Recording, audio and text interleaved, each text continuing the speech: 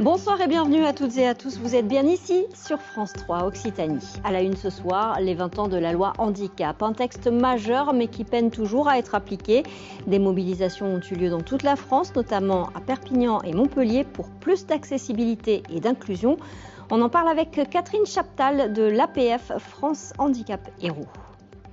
Il y a un an, on vous révélait la contamination aux polluants éternels de l'eau autour de Salindre dans le Gard. 12 mois plus tard, les salariés de l'usine chimique de la ville, qui produit des PFAS, s'inquiètent pour leur santé. Quéribus, Peyrepertuse, Montségur, Carcassonne, des noms mythiques, ceux des forteresses royales de l'Aude et de l'Ariège, des citadelles vertigineuses qui sont officiellement candidates au label Patrimoine mondial de l'UNESCO. Dans l'actualité nationale, l'ADN d'un jeune homme de 23 ans retrouvé sur les mains de Louise, 11 ans, poignardé à la sortie de son collège vendredi. Le suspect, ses parents et sa petite amie sont en garde à vue. Il y a 20 ans, jour pour jour, la loi handicap était adoptée et saluée comme un texte qui devait changer la vie. Le début d'un chemin, mais certainement pas un aboutissement pour les personnes handicapées et leurs proches aidants qui manifestent depuis hier dans toute la France, comme ici à Perpignan, pour qu'elle soit enfin totalement appliquée. À Montpellier, plus de 20 street artistes, photographes et graphistes se sont mobilisés aux côtés de l'association APF France Handicap Occitanie. Reportage dans le quartier du Faubourg de la Méditerranée. Sébastien Banus, Valérie Banabera. Le groupe serpente dans les rues du quartier Méditerranée pour admirer des œuvres consacrées aux droits des personnes en situation de handicap, comme celle de Seb M, qui rend hommage à Camille Claudel. Quelqu'un qui avait soi-disant des problèmes psychologiques, mais qui s'est battu au début de sa vie, pour faire vivre son art, pour exister. Photographes, graphistes, graffeurs, 22 street artistes ont tapissé les murs du Faubourg pour ouvrir les yeux au public sur le handicap. C'est très bien qu'il y ait des artistes qui s'engagent. Ça permet aussi de démocratiser le handicap et de le faire passer à la chose plus légèrement avec l'art, quoi. Et l'art, c'est universel, l'art, c'est parlant. Ici, le street art est partout. Mais si le quartier s'engage avec cette expo, c'est aussi parce qu'il sait que son musée à ciel ouvert est un des plus inaccessibles de la ville pour les personnes en fauteuil. Les rues de Montpellier, c'est quand même un petit peu compliqué. Heureusement maintenant qu'il y a pas mal de pistes cyclables et ils ont quand même... voilà. Et sur la route, il faut être forcément 2 fois plus attentif. Une expo qui dresse un parallèle étonnant entre des personnes en situation de handicap qui, malgré la loi de 2005, sont privées de l'accès à des pans entiers de l'espace public, et d'autres, les street artistes, qui, pour s'être emparés de cet espace, se placent dans une zone grise de la légalité.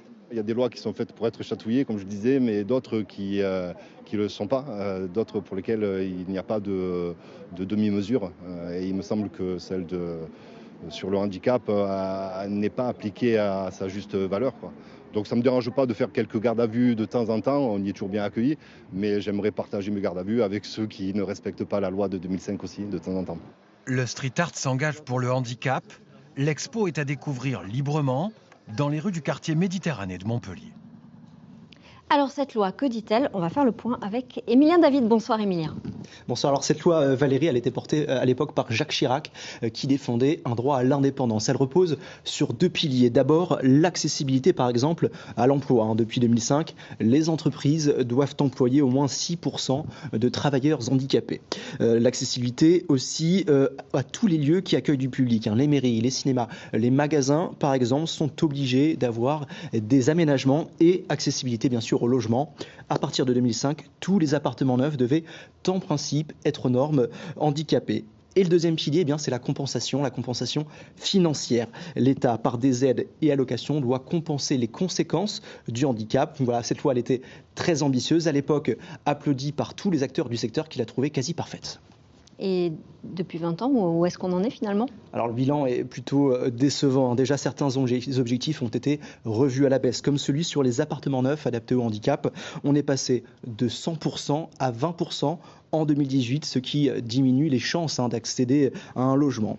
et d'autres objectifs sont loin d'être remplis. Par exemple, la moitié des établissements recevant du public ne sont toujours pas aux normes et côté emploi, 70% des entreprises ne respectent pas leur quota obligatoire, ce qui a pour conséquence directe un taux de pauvreté 2 fois plus élevé que dans le reste de la population. 2 personnes handicapées sur 10 vivent avec moins de 1 200 € par mois. La situation est si mauvaise que la France a été condamnée par le Conseil de l'Europe pour non-respect des droits fondamentaux. Merci beaucoup, Émilien. Et pour aller plus loin, Catherine Chaptal est avec nous. Bonsoir. Vous êtes la représentante de l'APF France Handicap dans l'Hérault. Ce texte, on l'a vu, il a été salué par tous. Il l'est encore aujourd'hui, 20 ans après. Alors, qu'est-ce qui ne fonctionne pas ? Mais c'est surtout l'application de ce texte. C'est-à-dire que ce texte, effectivement, comme vous l'avez dit, il est très bien fait. Sauf que à chaque moment, on a l'impression en fait que il n'y a eu des applications que de certains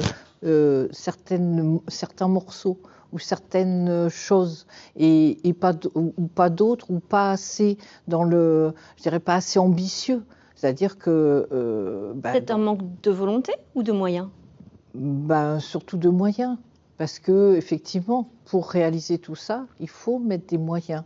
Mais je dirais, est-ce que vraiment les personnes en situation de handicap sont des citoyens de seconde zone ? C'est pas vraiment le cas.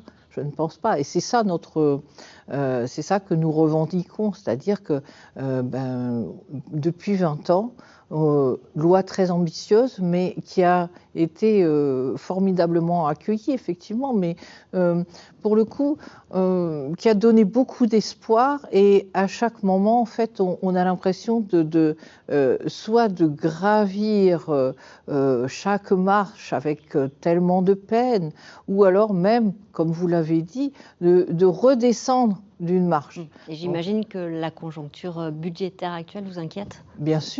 Bien sûr, d'autant, et elle est d'autant plus inquiétante, comme l'a dit monsieur, en fait, les personnes qui ont l'allocation adulte handicapé vivent sous le seuil de pauvreté. Et ça, c'est la principale priorité, la principale urgence, si vous deviez prioriser ? Oui, c'en est une, c'est-à-dire qu'en fin de compte, force est de constater que la société ne compense pas le handicap. Or, comme vous l'avez dit, c'est la loi de la compensation. Donc, j'ai une incapacité à vivre dans une société avec tout le monde, et en fait, la société ne compense pas mon handicap, ne me permet pas de vivre comme tout le monde. Et pourtant, on avait eu l'impression qu'avec les Jeux paralympiques, leur succès et celui du film d'Artus, un petit truc en plus, l'opinion, vous suivez. Est-ce que c'est l'État qui ne suit pas ? Est-ce que c'est les entreprises ? Est-ce que c'est l'école ? C'est tout à la fois, tout ça. L'État, les entreprises, l'école. À chaque moment de la vie, en fait, le parcours du combattant est toujours là. Et toujours, notre parcours est toujours semé d'embûches. On doit sans cesse réfléchir comment on va faire pour vivre comme tout un chacun. Une famille qui a un enfant en situation de handicap de naissance, la scolarité, l'ensemble de la famille